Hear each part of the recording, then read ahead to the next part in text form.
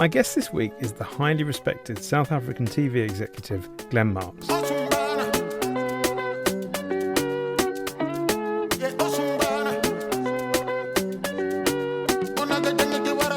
Glen has had a storied career in pay TV in South Africa, working across the sports and entertainment sides of South African pay TV giant DSTV.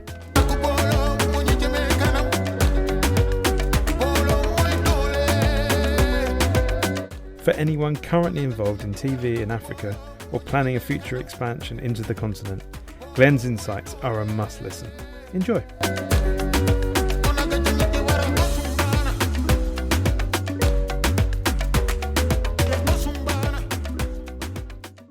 Hi Glen, welcome to the pod. Hi Danny, how are you? Yes, I'm good, thank you very much. Thanks for coming on. I was really interested in South Africa and Africa probably when you were growing up, because on a recent pod that I did with Gavin Hood, he mentioned that there was really no TV in South Africa until, sort of relatively recent times. So was that the same for you? Did you have that experience? And then if so, must have been quite a big leap to end up working in television. Yes, I mean, I listened to that podcast you did with Gavin. It was very interesting. TV came very late in this country because the then government, from a moral point of view, felt it was an evil and didn't want to expose us to what was happening, in the rest of the world.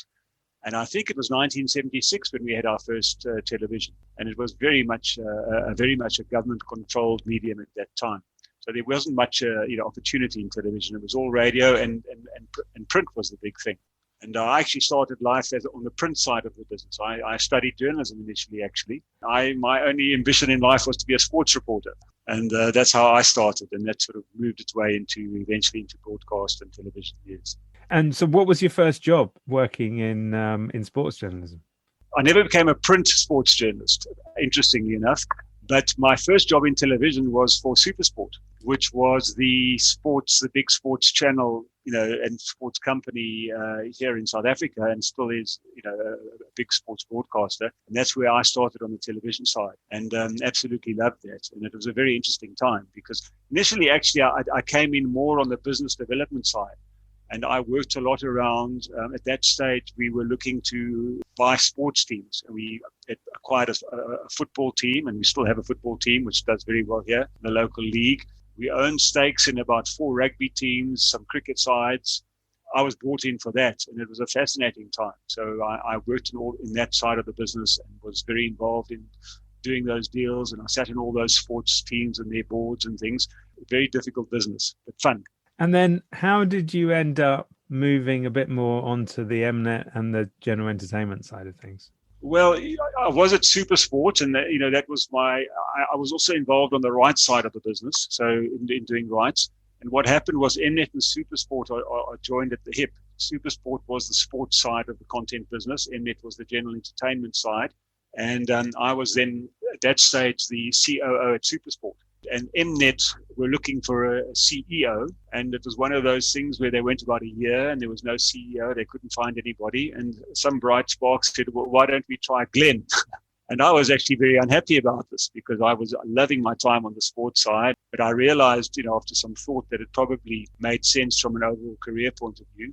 And although I knew nothing about general entertainment, I moved over to Mnet, and I was made CEO of Mnet. And I must say, I loved my time there. I spent 8 years running Mnet, which was on the general entertainment side. And although I missed the sport, I really learned a hell of a lot, I think, on the Mnet side, on the general entertainment side of the business, which I really enjoyed. And then at some point, the opportunity came to experience the West Coast of the United States. And that must have been a big leap.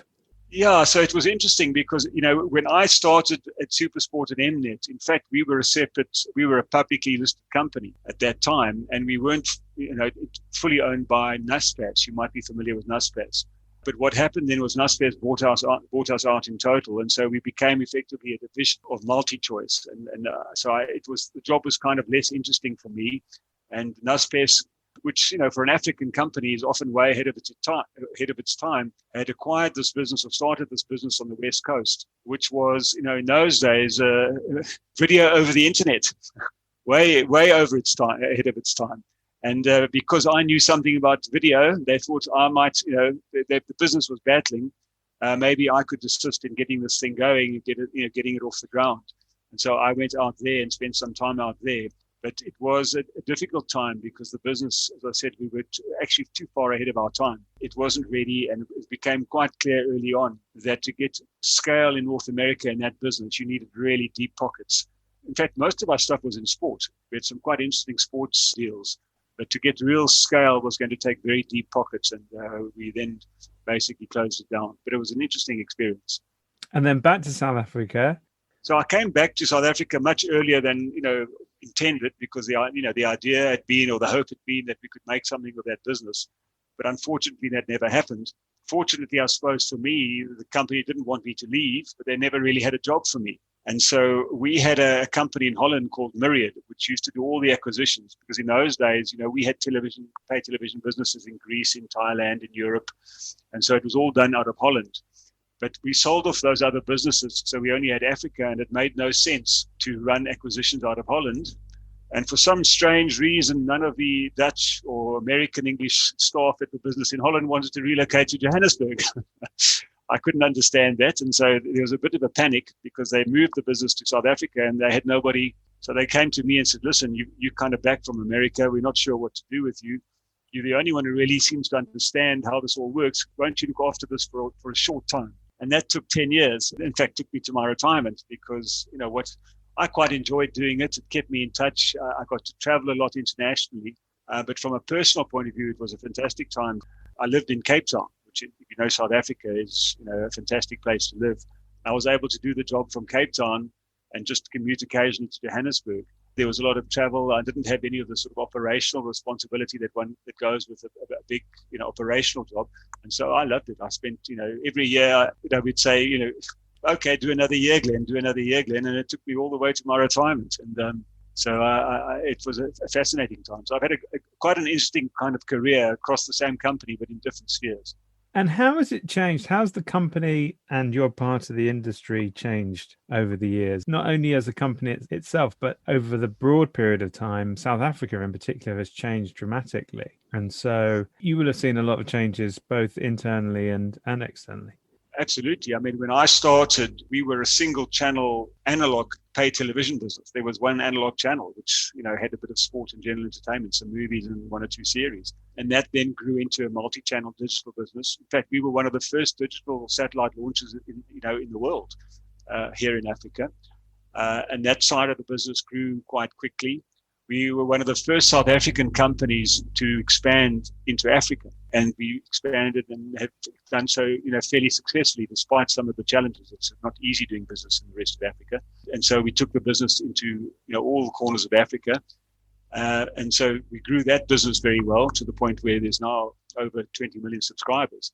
But obviously, like everywhere else in the world, the business is changing, the business model is changing, and we're having to adapt ourselves here and deal with those changes.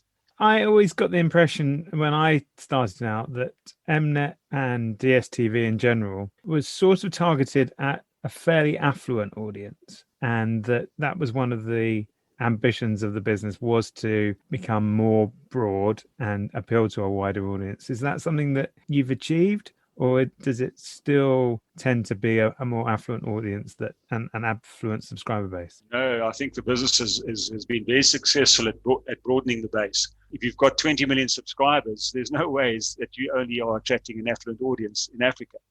And so what's happened is the premium, the top tier, the affluent tier, has in fact pretty much stagnated or plateaued. And you've seen all the growth come at the bottom, and the lower levels and the lower income bands. And that's where the real growth opportunity lies for the business still. There's still a massive market, addressable market out there as the continent develops. And that's very much part of the business strategy now going forward, is to actually tap even more into that market. And that's really interesting, because you are a pan-continental broadcaster. So what are some of the interesting challenges that you have in building a business with such a diverse set of countries that you have to go in? What works and how things operate in South Africa, I'm sure, is completely different to how it might work in Malawi or Rwanda or Democratic Republic of Congo. I'm going to run out of African countries that I can name soon, but There are you a get the couple point. more. No, I think that's the biggest learning we had. When we started out, it was a pan-satellite business, and what we quickly realized was that to achieve growth and to achieve any sort of level of penetration, particularly in the lower income segments, we had to localize. There seems to be this view that Africa is homogenous, but it's anything but. And you've got massively differing tastes and cultures across, between east, west, and south. And so we have different bouquets that try and appeal to each regional segments. We localize within countries. And that's been a major part of what we've done, and I think has driven our growth, is trying to add local channels using local product, either regionally or even in countries where the countries we think have the potential to grow. I mean, we've learned that the hard way, and we really have paid our school fees. In some ways, it's a form of moat, I suppose, for a Netflix, for example. Netflix has done pretty well in South Africa at the top end, but it's not done very well outside of that. And because it's very difficult to do so and achieve any level of penetration unless you localize. And there are all kinds of other issues in Africa, which you might remember, the currency, because you have a situation where in most countries now you can't charge in dollars. You have to charge in a local currency. And often the local currency, it's nothing to have a local currency devalue by 50% overnight, because of some or other government policy or whatever may happen, or economic, crisis, or your money gets locked up in the country. There's very little credit card penetration across Africa or most of Africa. It's only at the top end. So you have to have all kinds of alternative payment mechanisms and forms. So it's not easy. It's, something that you take for granted where you're sitting now is electricity. Electricity is a privilege for most of Africa. It doesn't just happen. And it's very difficult to run a business when, there's constantly outages. All these things you kind of have to bear in mind. And I suppose you kind of just learn to roll with the punches and do it. And so if there aren't credit card or robust banking mechanisms, how do people subscribe? How do people pay? Often they just turn up with a bag of cash. Seriously, that's what they do. They'll turn up, or they'll send, it depends where you are, but, in Nigeria, you'll see that the driver arrive with a bag of cash to pay for 6 months of DSTV. But where we've got very innovative, I mean, that cash is obviously important, but a lot of vouchers, shopping tokens, using cell phone companies and telcos, which have massive, the telco, especially the mobile phone companies, have achieved massive penetration across Africa. So we do a lot of stuff with them where you can twin, do your billing across that way. But it's not as simple as just I swipe my card and I'm in, or you've got to come up with different alternative payment forms. And so that's a barrier to entry, and that in a sense has helped to maintain the primacy of the platform across the continent, right? It feels like the work that you've done over the years will lead to a lot of catching up to be done. Yes, I think so to some extent. I mean, it's and the infrastructure, because you don't have a proper broadband, nothing like what you'd have a developed broadband infrastructure in Europe or North America. So, broadband or internet connectivity here is very expensive. It's not very fast. And so it's difficult to simply launch an OTT service and get some traction. It takes time. And that's why satellite is still a very strong medium, across Africa. But over time, that'll change. There's no doubt about it. And over time, things will evolve and become more sophisticated. And it's been incredible, just the level of evolution or growth just over the last few years. It really is shaping up for there's a lot of opportunity here. You were talking about the focus on rights and acquisitions, and that obviously meant dealing with lots of international content distributors and producers and content owners. And one of the ways that Mnet in particular built its relationship with those suppliers was the Mnet Safari, which is probably the best trip in international television. Were you always a fan? How many did you go on? Yeah, I did quite a few safaris with rights suppliers, and then I used to do a conference every year where to attract speakers, we used to entice them with an offer of a safari. They would come out and do a presentation for us. We eventually had to stop it for two reasons. The one was cost. It was quite costly. But the second one was, we became a bit concerned when we realized that some of those suppliers were developing relationships and were talking amongst themselves and And we thought this might not be the best way of doing it. And so what we tended to then do is take suppliers individually. So, to celebrate a deal or to cement a deal. That we did that once or twice. It was a very good place. If you're stuck on a Land Rover for 4 hours, it's quite a good place to talk. Yes. I mean, I can also imagine that the threat of being left behind to face the lions on your own may have been a good motivation. I often use that threat. Yes. Although some of the people in our business would probably scare the lions, I would think. There's no doubt about that. And in terms of those relationships and those suppliers, how have those changed over the years? Have you seen this evolution, particularly, I suppose, the studios? Has the nature of the relationship changed as they've changed? Danny, I think it's starting to change quite a lot now. I mean, if I look back over the past few years, and that's largely because most of the studios now are starting to develop their own, SVOD services. And so for many years, I think the relationship was pretty much the same. I mean, you bought your content from them. We were a big client of theirs. We needed them. It kind of worked both ways. But when things started to really change was when suddenly they started saying, well, actually, we'd like to hold some of this back because, we've got our own plans. And, we'd say, but those plans involve maybe competing with us. That's not... And that's where it starts to get a bit tricky because none of them have actually got going yet in Africa for obvious reasons. It's not, as I said, it's not that easy. But at the same time, they've got some, as I always used to joke and say, they've got some 20-year-old business development strategist in LA who's never been there, but he's read an endless report somewhere. He's telling them what they have to do. And the poor salespeople are caught between a rock and a hard place because they have us who are then refusing to buy or saying, okay, we'll buy, but we're going to pay you a lot less because you can't sell it to us and then take it away from us, in the same breath. So I think it's changing quite a lot. And as I said, I'm not involved anymore, but certainly just talking to people doing it now and what was happening. And towards the end of my time there, it was very clear that relationship is going to go through quite a major change. I'm not sure what you think, but certainly with the studios. I mean, I think you're going to see a lot more buying, I think, from independents and, that sort of thing. But with the major studios who've got their own OTT ambitions, I think that's going to change dramatically. Yeah, I mean, I think that is interesting. And I suppose as somebody who's working with primarily independent content owners myself, I do see that as an opportunity for the clients that I work with. I mean, you mentioned the studios in particular, but I guess in South Africa and Africa in general, there's been such a diversity of influence from other parts of the world that although US content, I'm sure, has always been highly demanded and highly regarded, I'm guessing that content from other parts of the world has also always been of interest, whether that's for sort of post-colonial reasons or language reasons or religious and ethnic communities. I mean, it's such a diverse place. Yeah, there's no doubt about that. Especially telenovelas and Indian content's very, very popular here. Some of the South American stuff.